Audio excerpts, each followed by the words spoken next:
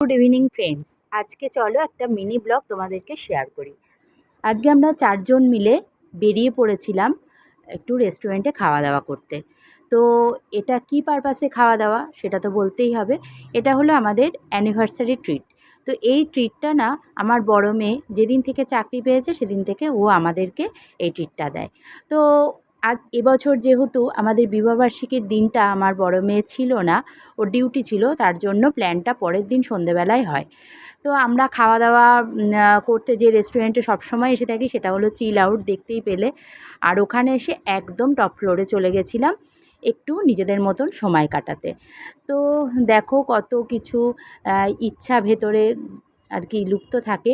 সেই লুকিয়ে থাকা ইচ্ছাগুলো আমার মেয়েরা জোর করে টেনে হিঁচড়ে বার করে আর কি। মা এইভাবে ফটো তোলো, বাবাকে বলছে বাবা এইভাবে করো। মানে কি বলবো, আমার মেয়েরা যে আমাদেরকে নিয়ে কতটা ভাবে তোমাদেরকে বলে বোঝাতে পারবো না। তো এখানে আমি একটা লাইটের সুন্দর ফিটিংস দেখছিলাম, মানে দেখছিলাম আর ভাবছিলাম যে লাইটটা কি সুন্দর। আর দেখো না, আমার বড় মেয়ে এসে বলছে মা তোমাদের অ্যানিভার্সারি কত বছর হলো? তা আমি বললাম এই যে 26 বছর পা দিলাম। তা বলছে কেমন কি লাগছে, বাবার কাছে তুমি এসে কতটা হ্যাপি, তোমাদের সংসার জীবন কতটা সুখের, এই সমস্ত পাকা পাকা কথা আমাকে জিজ্ঞাসা করছে দুটোই।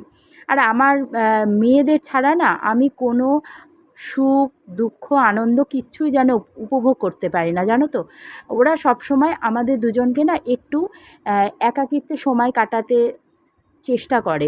যেমন এবছরই আমার বড় মেয়ে বলেছিল মা একটু দীঘা থেকে ঘুরে এসো দুজনা, বোনকে আমি দেখে রাখবো খুনি। কিন্তু কোথাও যেন মনে হলো ওদেরকে ছাড়া যাব, এটা ভাবাই যায় না।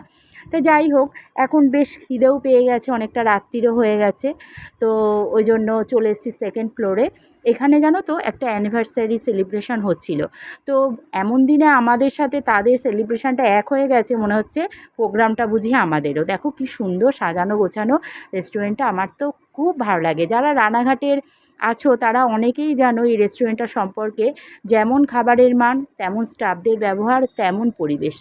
মুন তো খাবার অর্ডার করেছিল, খাবারে ছিল চিলি ফিশ, তারপরে নান, আর ছিল চিকেন কষা, মিক্সড ফ্রায়েড রাইস। আর বাড়িতে আসার সময় একটা আর কি স্প্রাইট কিনে এনেছিল, সেটা আর তোমাদেরকে ভিডিও করে দেখাতে পারিনি। তা যাই হোক, ওখানকার স্টাফরা তো সার্ভ করে দিচ্ছিল খাবার দাবার তো ভীষণ ভালো ছিল, সে আর কি বলবো। তারপরে আর আসতে ইচ্ছা করছিল না, ভাবছিলাম যে যাই আবার টপ ফ্লোরে যাই।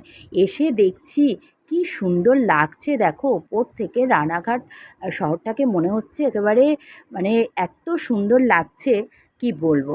তো সেখানে গিয়ে আমার ছোটো মেয়ে বড় মেয়ে ফটো তুলছে, গল্প করছে, মা এইভাবে ফটো তোলো, বাবাকে বলছে বাবা এইভাবে বসো। তো সব শেষে দেখো আমার বড় মেয়ে আমাকে কত আদর করছে। ছোটো মেয়ের সাথেও আমার এই মুহূর্তটা ছিল, সেটা আমার কাছে আপাতত ভিডিওতে নেই, তাই দেখাতে পারলাম না। শুভরাত্রি বন্ধুরা, ভিডিওটা কেমন হয়েছে জানি।